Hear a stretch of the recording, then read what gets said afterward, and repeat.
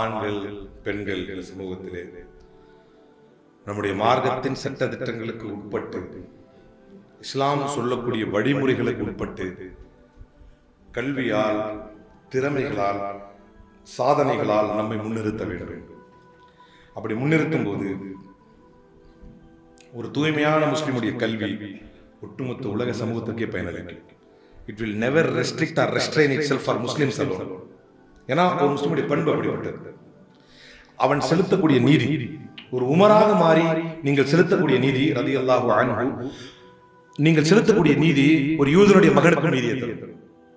அவர் வந்தவர் அம்ர் இப்னு ஆஸுடைய மகனாக இருந்தாலும் பிரச்சனையை விசாரிச்சு பார்க்கும்போது உமர் அதிகாரம் செலுத்துற இடத்துல இருக்கிறாங்க. யார் மேல தப்பு? இவர் மேல தப்பு. சஹாபியுடைய பையன் மேல தப்பு. யூதன் வந்து கண்டார்கள் சாட்டையோட அடி. நீங்கள் ஒரு முஸ்லிம் முறையான கல்வி பயின்று அதிகாரத்தை அடையும் போது அது ஒட்டுமொத்த உலக சமூகத்திற்கே நன்மை பயக்கும்.